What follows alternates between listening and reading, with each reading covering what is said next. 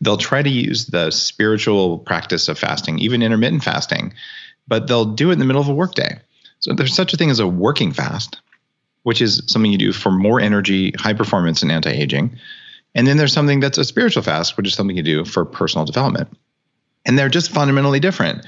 But until you do a longer fast with rest, relaxation, meditation, journaling, and introspection, you're not going to see it.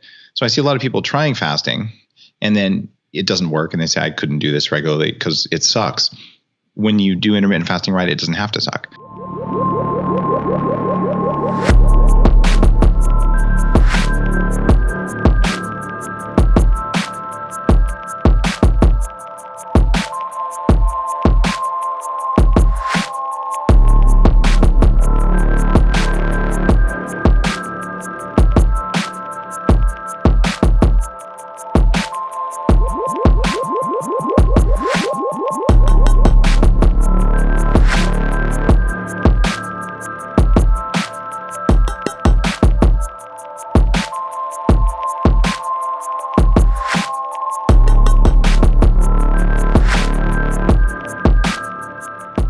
Dave, welcome back to Wellness Force. How you doing?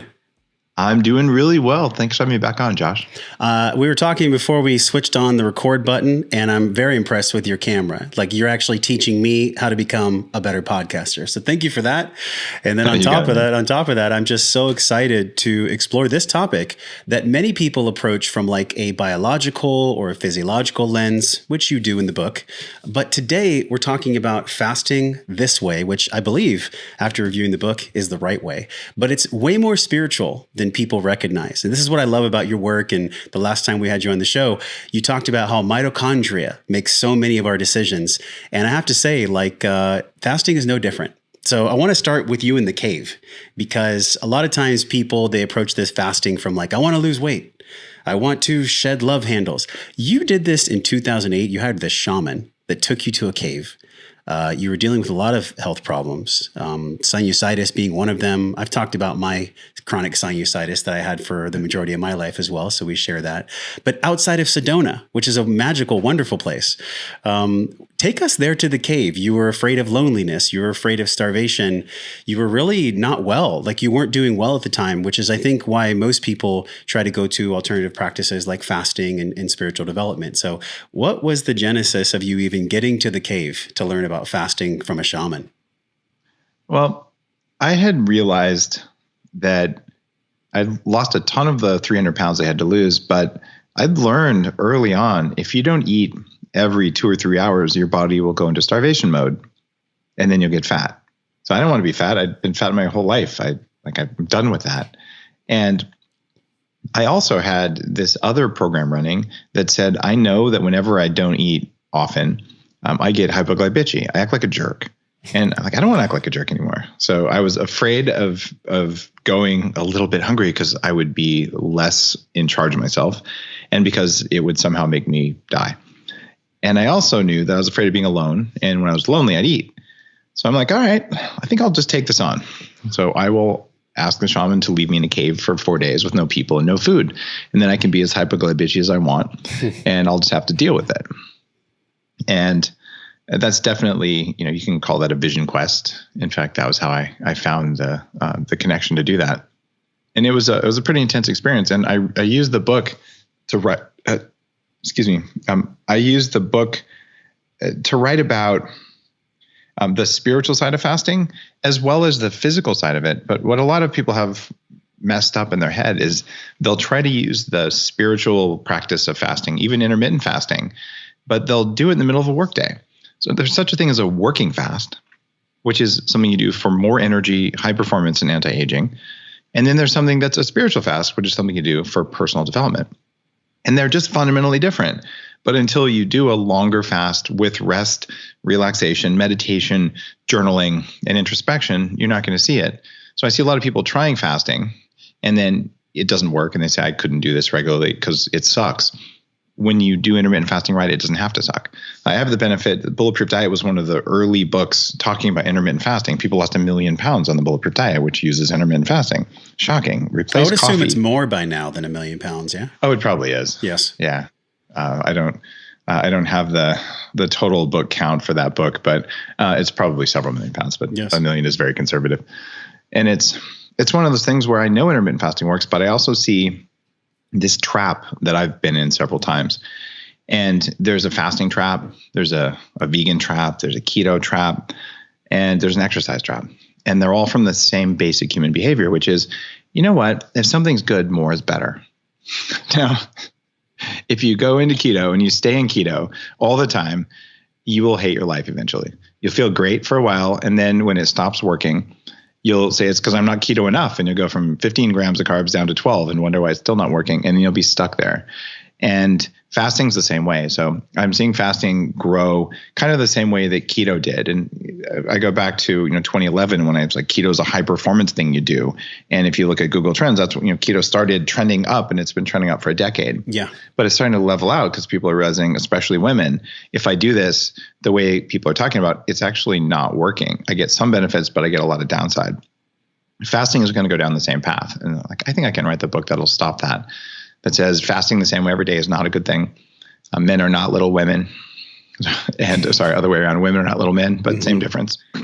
The whole state of fasting, it's a tool like exercise. And you and I both know if you go and you lift heavy every day, you're going to get injured. You're going to be overtrained. Your sleep will go down. Your cortisol will go up. If you fast heavy every day, which a lot of people do, I felt so good. I just thought I would do it one meal a day forever. Like maybe that's not a good idea. So teaching moderation and teaching what to do when you want to have less stress and more energy during a fast, because there's no hard and fast rule that says, oh, you can only have water during a fast. In fact, that flies in the face of most fasting throughout history.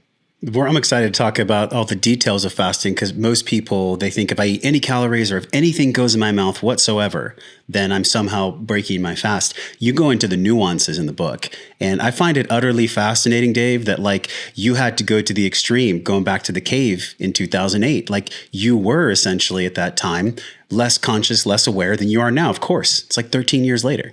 So at that time, there was something in you that I think most people seeking the truth or seeking the answers really want. And that is peace, harmony within themselves, really like being their best self. But it's funny, like human beings, we go to these extremes where we'll fast for 10 days and then we'll do these crazy diet programs. They're not crazy. I feel like, and I'm curious how you feel, going to the extreme somehow brings us back to the middle. So what was it about your exploration in 2008 with the shaman in the cave? Since we're having this amazing conversation about fasting, what was inside of you that was seeking peace, seeking wellness, seeking wholeness in the cave with a shaman? Because that's a pretty big extreme. Well, compared to a lot of the rest of my life, it maybe isn't that extreme. I mean, I went to Tibet and Nepal for 3 months to learn meditation from the masters. Went to Mount Kailash, where I had yak butter tea. That was the genesis of Bulletproof Coffee. And I've gone down to South America. I've done shamanic training. I did ayahuasca in 1999. In fact, I went down there and I was at a guest house. I said, I want to try ayahuasca. And they looked at me, they're like, you're white. I said, yeah, I noticed. And they said, it's for locals. You'll throw up. You won't like it. Like, no, they were almost embarrassed that like what you know about that. And since then, it's really changed. You go down, there's people at the airport, waving ayahuasca signs at you and, maybe not a spiritually pure experience. So I've been willing to look at traditions around the world. And my algorithm is, look, I'm going to try what's supposed to work. And what's supposed to work is a low fat, low calorie diet, exercising all the time, and thinking your way out of everything. And well, I made $6 million when I was 26, lost it when I was 28, but I was miserable the whole time and I was fat. And so I said, okay, now I'm going to test whether what I'm doing works. And that means you look for ancient sources of knowledge, because every lineage that I just talked about there, including the fasting in a cave vision quest, which is in a lot of cultures, but is certainly something you see in North America, indigenous people. Each of these has their knowledge that came from looking at thousands of years of what worked and what doesn't work. And there's a name for that. It's called science. They just didn't have the same measurement tools that we do now. And one of the reasons that I started biohacking was that in the back of my mind, I'm like, this is awesome because we're going to get all the data. And the data shows you what works. And now you can look at your Oura ring, your readiness score based on heart rate variability and say, did my meditation do something?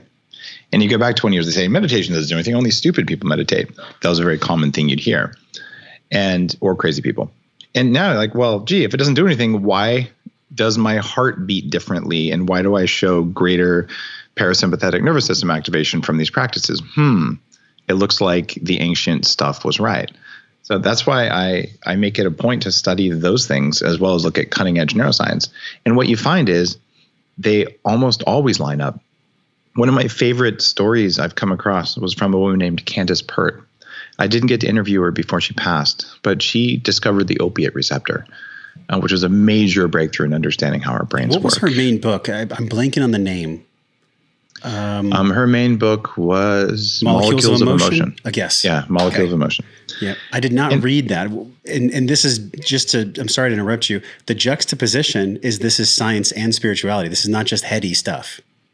It's not heady at all. And she starts out as like a hardcore, as NIH Western medicine. And over the course of her biography, which is what that book is, she becomes more and more like, wait, there's more going on here. And she finally talks about how she goes down and meets a group of shamans somewhere in South America. And she's describing how all these receptors and ligands work inside our brains. And the shamans all start laughing and like, what's so funny? And the shaman says to her, well, what's funny is that you think all those things exist. Right? But they were talking the same language. They knew the same effects, but the shamanic view was so different. They both thought the other one was, it doesn't really exist. They're both views of there's something going on here. And it's something that you can look at from radically different lenses. And when you look at fasting, I was looking at it from a spiritual lens and just wanting some quiet time and to face some stuff that I knew my body didn't want me to face and put myself in a position where, I wasn't going to say, I'll just break my fast by just eating a donut, because there's no donuts anywhere. And, how else do you get 4 days of no input from anything to speak of, other than going off into a cave somewhere? And there's also thousands of years of people meditating in caves. In fact, was it Daniel Brown from Harvard has been on my show? A professor there who spent 40 years, kind of the father of attachment theory. He also translates 13th century Sanskrit texts about here's the exact instructions for meditating in caves. I'm like, that's interesting. Why do we have all this knowledge about caves? I'm like, all right, I'm just going to go try it, because the worst that'll happen is I'll waste 4 days. Best that'll happen is I'll have some interesting experiences. And I tell the story in the book, as well as like, here's the stuff to do so that fasting doesn't have to suck during the week. And here's how to do the spiritual fast. And what's cool is I've decided I'm teaching the book. So if you go to Fast This Way, you don't have to buy the book, but you can sign up for the fasting training there. And then I teach people how to fast, but the last 2 days of it are a spiritual fast. Mm-hmm. And there's some special breathing and some awareness exercises you can do when you're hungry. And the magic thing that happens during fasting, longer fasting, or if you're using a hack during a shorter fast, it'll also turn on. But during a longer fast, the reason spiritual traditions everywhere do fasting is after about 2 days, you go into a state of ketosis. And when you're in a state of ketosis, there's magic happening. Step one is all the energy that would have gone into digesting food is no longer digesting food. It's available for thinking, for feeling, and for repairing tissues, doing stuff in the body. So that's an upgrade. Then you have another interesting thing going on, because you're in ketosis, and ketones have more energy per revolution of the Krebs cycle. So you get more electrons that way. So, okay, less power wasted on digestion, so more power available, and more power available because you're burning ketones. So you're in an elevated energy state. But a third thing happens that isn't really written about in, mouse studies of water-only fasting or something. And that is that when you're hungry, your sensors open. And this is so you can find food. But if you wanted to be in a place of awareness, you'd want to have a ton of energy, no distractions, and have your sensors open. And the sensors are the same things that drive intuition, subtle awareness of nature, of the environment around you, and things like that, which is why it's pretty powerful for me. I'm fasting in a cave in the middle of the desert, and it was really an amazing experience. But in Fast This Way, I talk about my friend Chris, who was trained as a long-range patrol, military, spend a couple weeks in the middle of the jungle kind of guy. Couldn't talk about half of what he did. But he said during training, they give him an 80-pound backpack and say, all right, your destination's 3 days away. You have no food. Here's a canteen. And here's a compass. Go find it. And he and his guys would go traipse around and figure out how to do this. But they'd hang a hamburger in the tree near the destination. And he's like, Dave, we could smell it 3 miles away. We knew exactly where it was. And it's that opening up, connecting to the environment. It's the same thing that they teach you in tracker school and things like that. So you want to become more one with the world around you. Fasting is a way to do that because of that little thing. So there's a spiritual side to it, but it's when you're saying, okay, I'm going to do something that is spiritual in the middle of 2 kids jumping up and down. You're staring at Zoom. Your boss is yelling at you. It's not the time. And most people who aren't metabolically fit already, if you say skip breakfast, like their eyes roll up in their head and it's a hard no for the same reasons I did. Well, I'll starve and then I'll get hangry and it's just not going to be okay. So what if that first day you do it, you were very successful because you actually had tools, things you could do during a fast that let you have energy. And then all of a sudden fasting is painless. It's better than what you did before. And then you'll keep doing it. And then your metabolism gets stronger. And then one day, if you wake up and say, I'm not going to use a fasting act, I'm just going to have water, you just won't care. And it's not even a burden. It's just the biggest piece for people is willpower. But what's fascinating in the book is like mitochondria is what really dictates willpower. Like people shame themselves. People go into these loops of like, fill in the blank. I'm a pussy. I suck. I can't do this, blah, blah. It's crazy the shame spirals that happen. And I'm like you, I was 280 pounds at one point. Like I know what it's like to have self-hatred and spirals come in. I think for some people, if they don't have, and that's why I'm stoked to get into the different tools and practices and really preparation to kind of onboard people into fasting. But can you talk about the willpower aspect? Because I think right out the gate, most people are like, I can't do that. I can't do that because I don't have willpower. But really, in the same way that you talked about on our last episode, mitochondria, spiritually, energetically, physiologically, they run the ship. Like they really run the ship. So how does mitochondria impact our willpower? Mitochondria is the source of willpower. And there's actually a study that shows that now. And I think I cited that in my book before Fast This Way. I don't remember the name of the study off the top of my head. But what happens is willpower is a thought. Thoughts come from energy, which is measured in electrons. And the guys who make the electrons are the mitochondria, and they make the electrons that make the willpower. So what happens then is when you're fasting and your mitochondria are untrained to go even a little while without food, they've allowed weak mitochondria to persist. These are basically dim bulbs or batteries that don't hold a charge very well. And there's no reason to get rid of those because they work well enough.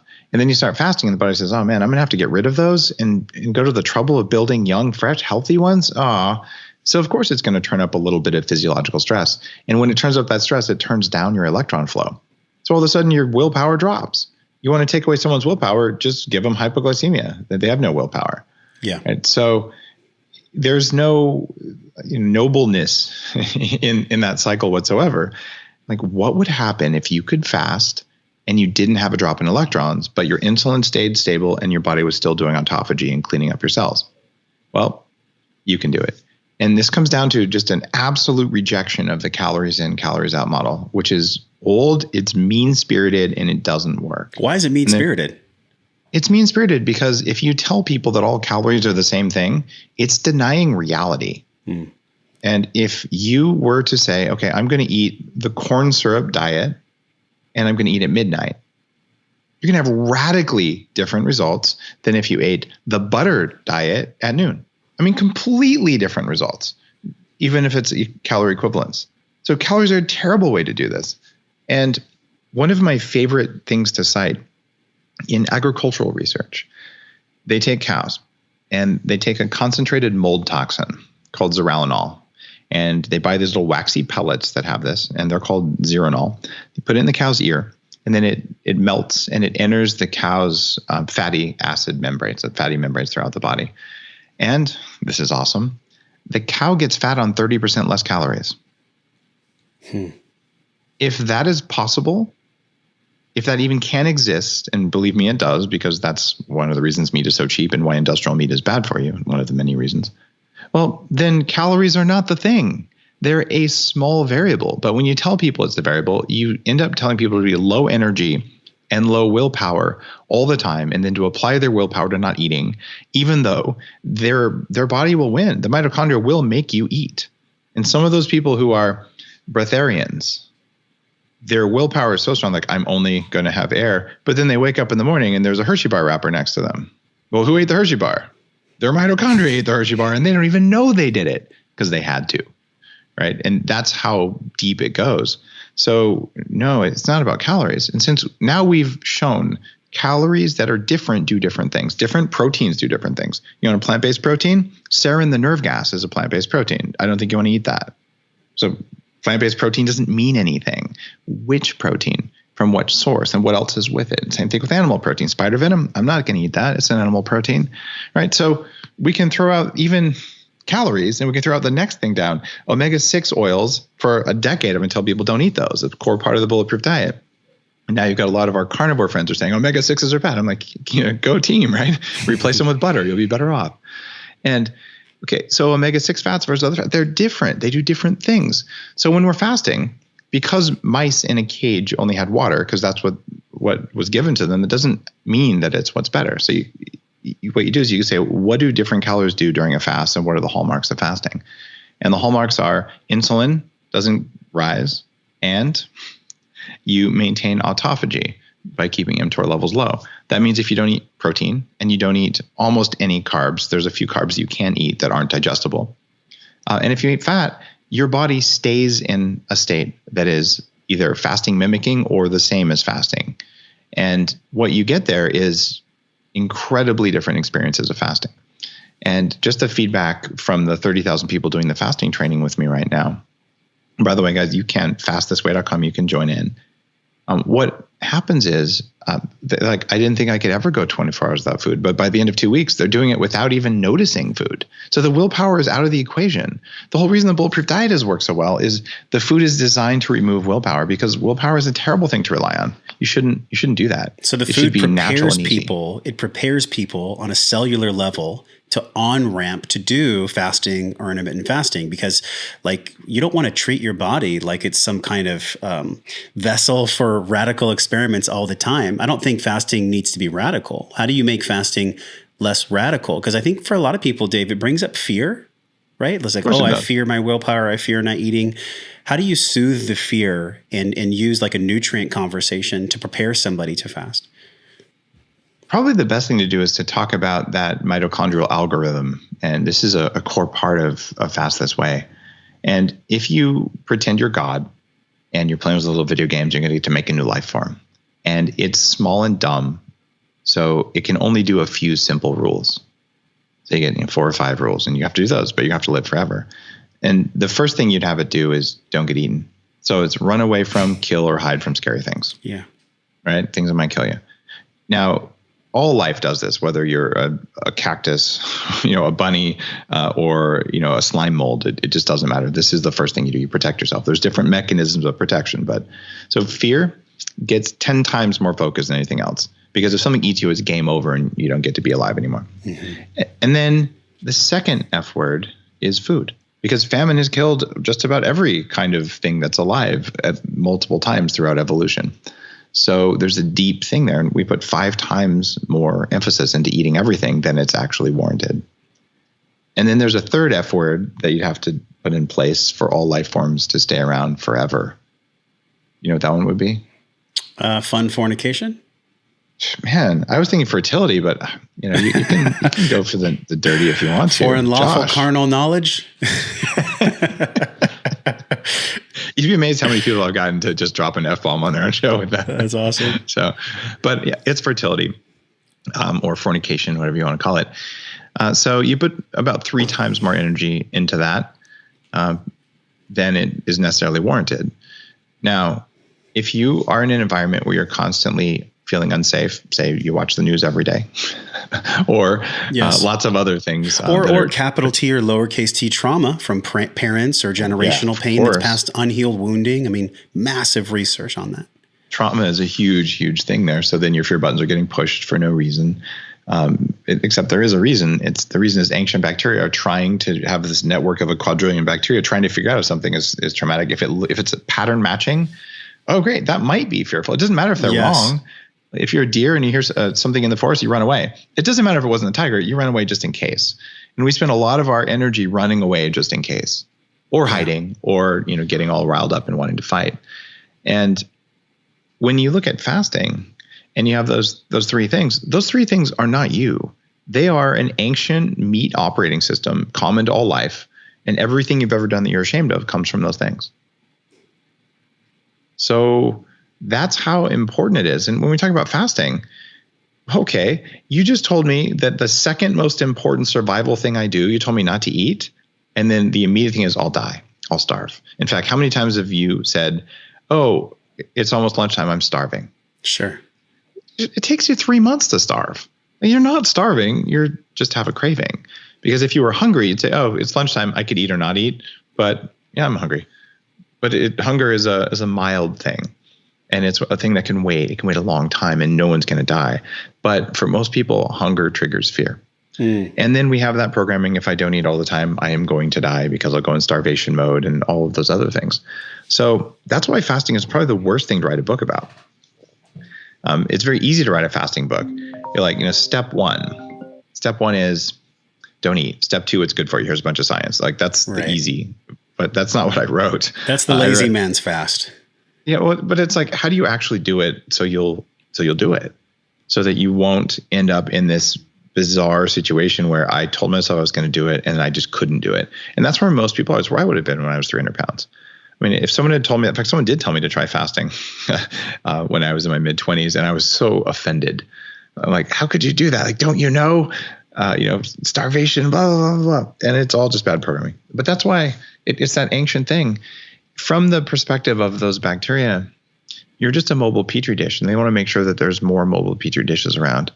And they don't really care what you want. And willpower is basically you asserting your dominance over that system. And there's always a dance between your willpower and your consciousness and then your unconscious behaviors. Huge question that I'm feeling for you, for so many people watching and listening that have had trauma, capital T or lowercase t, right? And trauma, you've talked about before, you received healing about the cord being wrapped around your neck at birth. I remember you mentioned that on multiple shows. So trauma can happen in this lifetime or others. For people that are in the awareness that they've dealt with or are currently dealing with some type of trauma, which is to be human.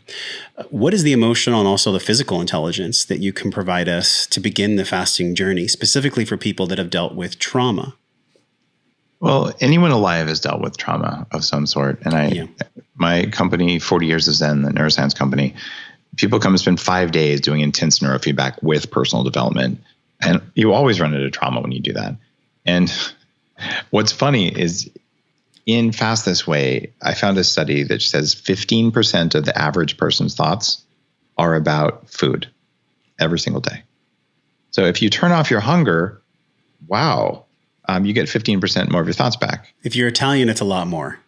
Yeah, fair point. Yes. All right, that's an average person, but we're talking about above average for Italians, right? Yeah. There you go. But if that's for food, the fear F word is much stronger than food. Is it half your thoughts? Is it 2/3 of your thoughts are about fear? The running thoughts, the angry voices in your head, the inner critic, all that kind of stuff. That's all fear. Nothing but fear. Right? And when you're dealing with willpower, well, if most of your thoughts are hunger and fear and what's left is those are nice legs over there, there's a little bit left for personal development, self-improvement, and the other F word, which is friend, which is our lowest priority one. But you need to be an active, giving member of your community if you want to be fully satisfied. And mitochondria are wired to work together. That's why we have cheese and yogurt and kombucha and herds of deer and forests and all these things are because we are wired to do that. But you're not going to do that if you're afraid and hungry. And that's just the basic condition of all life, not just humans. So when we're dealing with trauma, for a lot of people, there's food trauma. So your parents said, "Oh my God, you didn't eat. It's a big deal." In fact, a lot of kids control their parents with food because we have mirror neurons. If someone else is hungry, we feel hungry, and then hunger equals death. And so this is why a lot of parents force their kids to eat breakfast when they don't want to. Right? Like, and our house is a little bit different. My kids eat a very healthy diet. They eat the bulletproof diet, and they don't eat bad fats, etc. But one time, my son, when he was, I don't know, maybe 6 or 7, he was like, "Daddy, I'm just not going to eat this broccoli." And my kids actually like broccoli, but this is a power play kids go through. And I was like, oh, that's awesome. You want to join me in an intermittent fast? You won't die without food for at least 60 days. So I'll fast with you. This is great. Let's just put our food away and let's go do something else. And he just looked at me like, ugh, and he just eats his broccoli. Never you give him two choices, leaning towards the one you want. That's great. Yeah.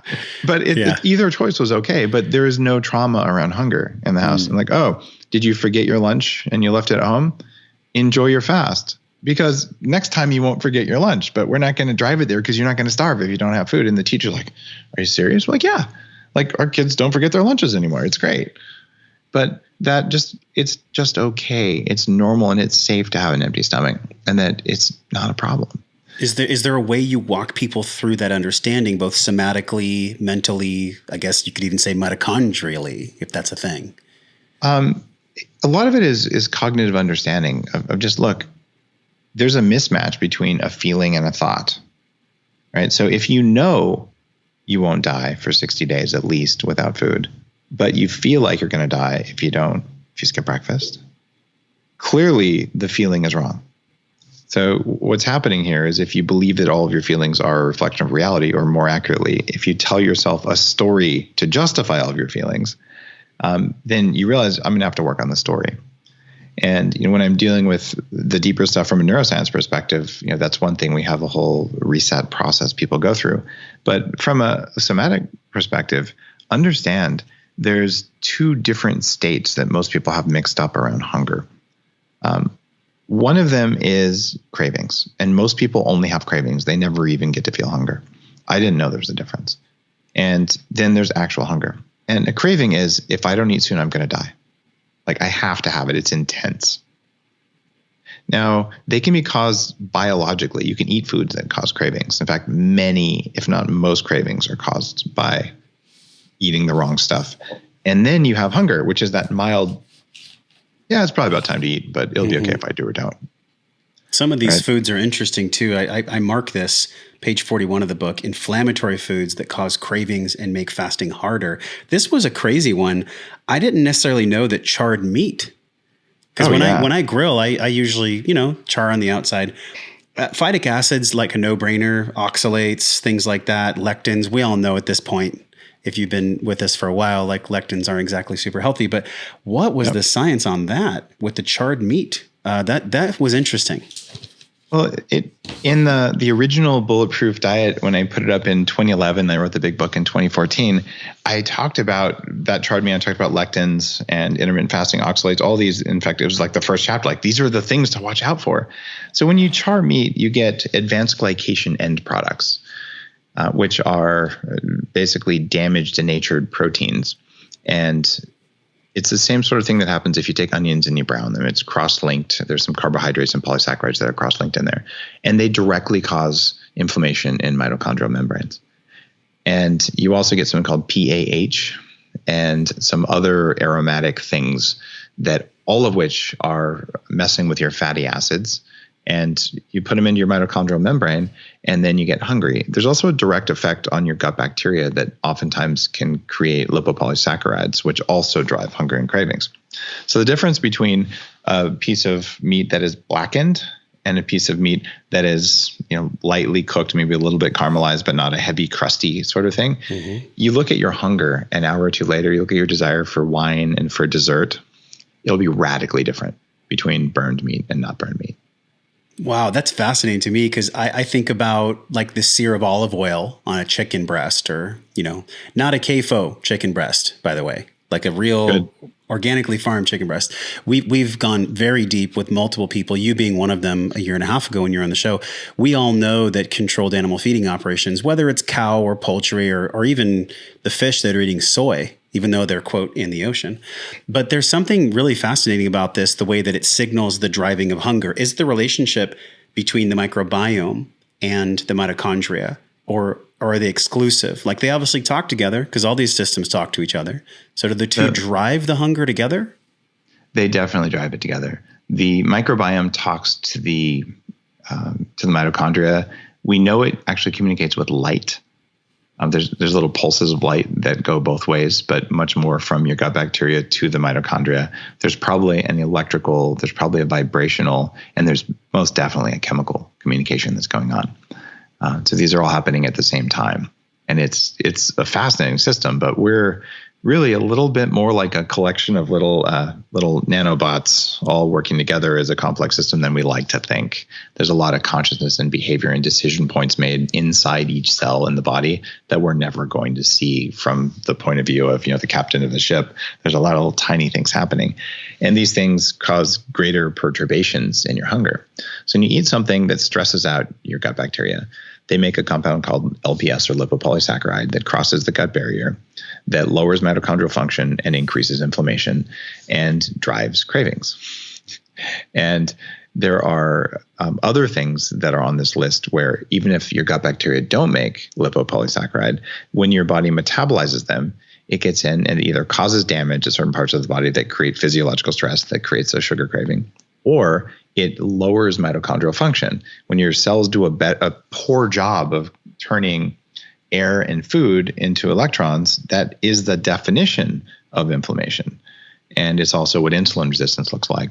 And when that happens, your willpower is lower as well. So all of a sudden, like, wait, I got less power, I got less willpower, and the body says, I got to fix this, or I have a toxin, I need to oxidize it and excrete it.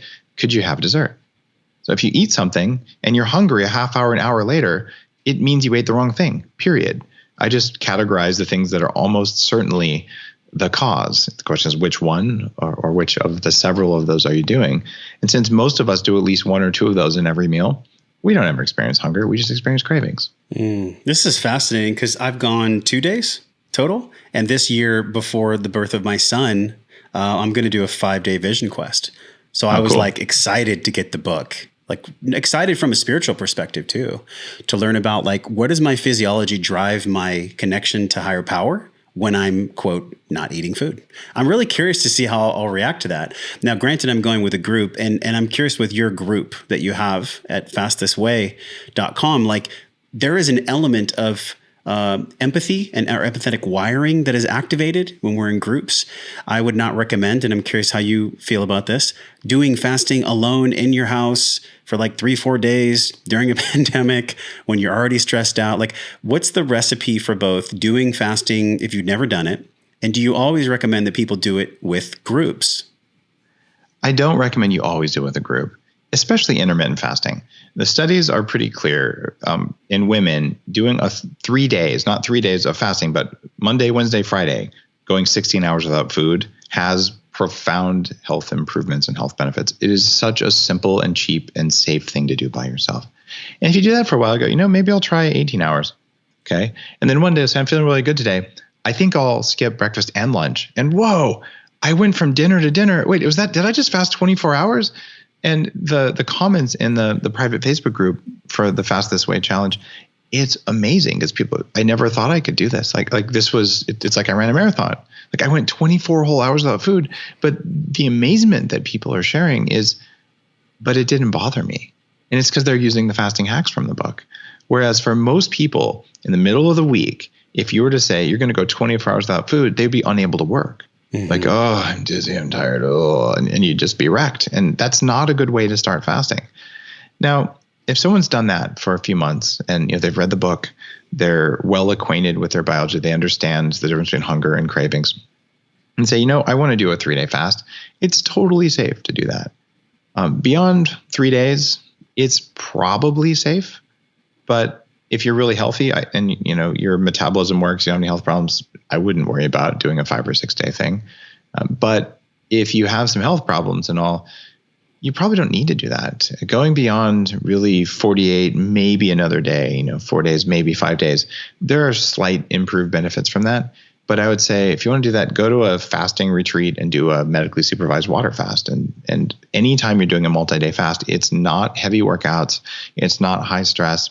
It's a time of rest and reflection. How does one know if they're even a candidate for doing? It's interesting because in the book you talk about intermittent fasting and the single day fasting, like you said, the 2-day. But how does one know from like a health perspective? What's the self-inventory, self-assessment they can take to know if they're a candidate for the longer fast?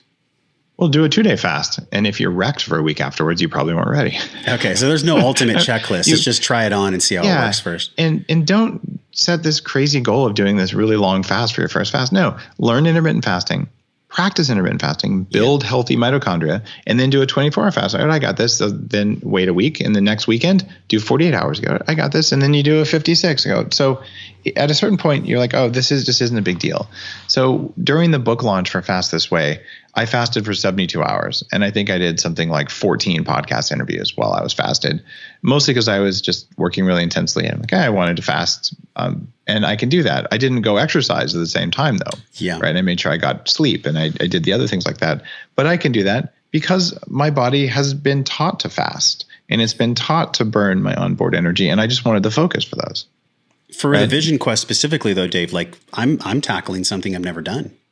Would that benefit me personally to do once or twice a month a 2-day fast leading up to a 5-day? I would, absolutely. I would start intermittent fasting at least 5 days a week. Look for an 18-hour fasting window. Maybe once or twice a week do an OMAD, and then do a couple fasts like that before you go do a long fast. You'll just have a much better experience when you go do your Vision Quest. Because there's the keto flu that we all know. And that's to the degree you've prepared for it. Is there a fasting flu? Is there a similarity between keto flu and fasting? It's the same as the keto flu. Fasting throws in ketosis. And most people don't get it when they follow what's in the book. Like the whole keto flu thing is just from people who don't know how to do ketosis. Yeah. It really is. And I know I used to get it when I first started. But what's going on with that is a lot of it's gut bacteria and it's inflammatory stuff coming in. And it's also eating the wrong fats. If you have problems with it, activated charcoal, which I write about in the book, you can take it while you fast. It'll attach to the lipopolysaccharide in the gut from stressed gut bacteria, and then they can't get in. So sometimes that alone is enough. And then the other times you get the keto flu is your body's burning off other toxins, and most of those are things that you can attack either with glutathione or with activated charcoal. By the way, were those both in the Bulletproof Diet in 2011, telling people to do that when they go into ketosis? Yeah. You're claiming the original G status on that, yes. Those are the hacks, man. They work for fasting, they work for keto. Keto flu is not necessary. And then a lot of people get it, it's because they didn't use MCT oil. And certainly I might have had a thing or two to do with MCT oil being a thing. Yes. And that is the other thing. So get your ketones up a little bit. And it's okay to do that during a fast. And the 3 big fasting hacks that are in the book are, it's going to sound crazy, black coffee during a fast doubles ketone production. So have coffee during the morning. Oh, by the way, the mice in the water only study didn't have coffee. Mice don't have coffee makers. It's okay. It works better. We have data, right? I could just see a little mouse drinking coffee right now. It's a little espresso machine. And the second fasting hack is Bulletproof Coffee. And I'm not trying to sell more Bulletproof Coffee. Bulletproof is a sizable company. It's doing well. But the point is, if you have a little bit of grass-fed butter in your coffee, you don't have to have a lot. It changes the water chemistry in the coffee so that your body can use the water right away to make more ATP. And that doesn't break the fast when you do that. It doesn't break the fast. Because Why it does not? Because raise... most people think it's calories that break a fast. Is that not true? Well, what calories, right? So it's all about what the calories are. So when you're putting that little bit of butter and the MCT oil in, it does not affect mTOR, which affects autophagy, and it doesn't affect insulin. So from the body's perspective, all of my protein digestion mechanisms, they're still working on the body, right? And my insulin, still the same as it was before. So it's getting energy in, but it's not breaking the fast. And I've asked several experts on metabolic autophagy on my show exactly that question. And they're like, no, you maintain autophagy. In fact, one of the other types of fasts that I write about in Fast This Way is called the Bulletproof Protein Fast. And yes, I first introduced that in 2011 as well. And what that does is if you eat less than 15 grams of protein in a day, you can also stay in autophagy. So this means you can eat 1,000 calories. You just have to be careful what the calories are, and you can maintain autophagy. So I teach people to do that in the fasting challenge. And most people realize, you know what? It's easier just to eat nothing than it is to eat, some white rice and some extra coconut milk and to try and find low protein veggies. That it was easier to not eat than it was to eat, but you can eat. And do we not have, the godfather of fasting, Walter Longo, does he not make the fasting mimicking diet that does the same thing as fasting, but you're eating? So the people who say that, you can't have any calories during a fast, I call them the hair shirt fasters. Do you know what a hair shirt is? No, is it something with like Buddhist training or? No, it's actually Catholic, very, very old, like 14th century. There was a sect of monks, and they would weave shirts out of human hair because it was the itchiest thing they could get. And they would wear these shirts to be extra uncomfortable because suffering is a virtue. Wow. Now, I don't think suffering is a virtue. You're already suffering enough. You have a job. You have kids who are stuck at home with you running around. We have work to do. And the work isn't like to cause extra suffering. So I want the benefits of fasting with the least possible hunger and pain. And at this point, hundreds of thousands of people have done bulletproof coffee only for breakfast in the morning during intermittent fast and lost countless pounds. This works. Right. And it does maintain autophagy. And then you get the purists come along. Well, shame on Dave. There's a calorie in there. I'm like, F your calories. You tell me what that calorie is and what that calorie did to the body. Otherwise, you don't know what you're talking about. And I know what these calories are and I know what they do to the body because I designed it that way, looking at the research. And it just makes life easier. I don't think people should suffer. There's no virtue in that. We talked about the charcoal. We talked about the coffee and also the protein. There's so much. It's a rich book. I mean, thank you. This book really, like, I've studied some of Mike Mutzel's work. I've studied Jason Fung's work. Yeah, what blew you away in creating this? Like, was there a fun fact, or did you go, I really didn't know that. That's awesome. You know, what stoked your fire when you got to the completion of the book that you didn't know before? Well, probably it's the third fasting hack. No one has ever written about this in the context of fasting. And it just comes from looking at what is the metabolic expression that the body's in a fasted state. Like, what does it do? And the third fasting hack that I tested out extensively for this is prebiotic fiber. And this is awesome. This is a kind of fiber that I'd written about in Superhuman, my anti-aging book, because it's really important. Most people don't get enough of it, especially if they're in keto, and it is associated with anti-aging. All the carnivore people are like, fiber is bad for you. What they're really learning now is that the stuff that is attached to fiber is bad for you. And what they will realize is that fiber is necessary, the soluble fiber that feeds good bacteria in the gut. And of course, I just pissed off half the carnivores listening. Sorry, guys. You'll get there eventually. I'm already seeing the leaders going, maybe you can have some low toxin veggies. I'm like, yeah, there's a name for that diet. Yeah, we just had Dr. Saladino. Now he's eating certain carbohydrates. He's just branched off. You know, he wrote a book called The Carnivore Code. He's changed his meat. He's been on my show too. Yeah. Love him. But that idea that, grass-fed meat is a central facet of the diet, lots of saturated fat, no omega-6 oils, and low toxin veggies. Yes, that totally works. It's helped people lose a lot of weight. And I really like Paul, even though I called him James a few times accidentally. Every time I see him, I say, hey, James. And it's an ongoing joke. So like he and I are so much in alignment. He just posted he's eating some honey, right? So the idea is, yes, if it's not grass-fed, don't eat it. You got to do that. But when you look at soluble fiber, what you find is even if you look at what the very ancient cultures eat, they're getting a source of soluble fiber along with all their meat and fat, right? Whether it's from the baobab tree in Africa, I probably said its name wrong, but there's various cultures, they all do it. So during an intermittent fast, you can get prebiotic fiber that cannot be digested by your body, does not raise insulin, and actually raises ketones. And you can take that. Now, what that stuff does, it in studies radically reduces hunger. It makes you feel full. And it increases the number of species of good bacteria and the quantity of good bacteria. I quadrupled the number of species in my gut with this fiber. You can do it during a fast. So now you're like, okay, I made a bulletproof coffee, maybe light on the butter. I got my MCTs, which were quadrupled. The ketones were quadrupled by the bulletproof MCT, the C8, not the regular MCTs. And I changed the water structure using the butter.